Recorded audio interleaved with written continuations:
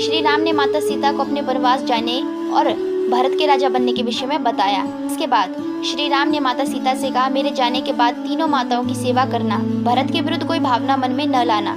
ये कहकर उन्होंने देवी सीता से विदा मांगी तो देवी सीता पत्थर की प्रतिमा के समान खड़ी रह गई। वह एकदम से कुछ न बोल सकी। उन्होंने श्री राम के वचनों पर विश्वास ही नहीं हो रहा था, किंतु संपूर्ण स्थिति को समझने के बाद उन्होंने भरे कंठ से कहने लगी, मैं आपके बिना महल में नहीं रहूंगी।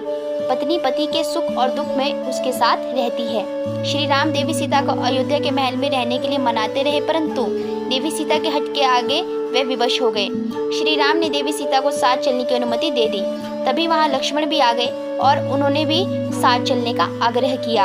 अंततः श्री राम लक्ष्मण को भी साथ ले जाने के लिए सहमत हो गए। तब श्री राम ने लक्ष्मण को माता से अनुमति लेने तथा गुरु वशिष्ठ के यहाँ से अपने दिव्य अस्त्र शस्त्र लाने के लिए कहा। लक्ष्मण ने श्री राम की आज्ञा का पालन किया।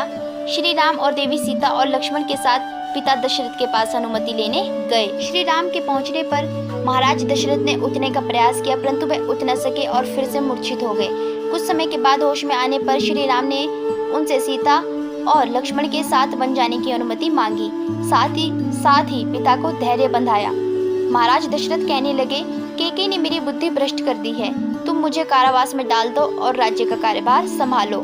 श्री राम ने उन्हें ढांढस दिलाते हुए कहा कि वे लोभवश राजा नहीं बनना चाहते हैं। आप मुझे वनवास की अनुमति देकर रघुकुल की मर्यादा को बनाए रखें और हमें 14 वर्ष का वनवास देकर माता कैकेयी ने हम पर उपकार किया है, क्योंकि अब हम उन महान ऋषि मुनियों के दर्शन कर सकेंगे जिनका तेज तीनों लोकों में फैला है, और लगता है मेरे कोई पुण्य कर्म जाग गए हैं। इसके पश्चात वह मंथरा आती है और उसके हाथ में तपस्वियों के वस्त्र थे। उसी समय देवी कैकेयी श्री राम और लक्ष्मण को गेरुए रंग के वस्त्र देते हुए वन जाने का आदेश दिया। देवी कैकेयी ने माता सीता को भी तपस्विनियों के वस्त्र दिए। श्री राम, लक्ष्मण और देवी सीता ने राजसी वस्त्र के स्थान पर गेरुए वस्त्र धारण कर लिए। ये दृश्य देखकर सबकी आंखें भर आई। सभी कठोर हृदय वाले देवी कैकेयी को बुरा भला कहने लगे। अपराध बोध की पीड़ा से दशरथ सिर झुकाकर बैठे रहे। उनकी आंखों से लगातार आंसू बह रहे थे।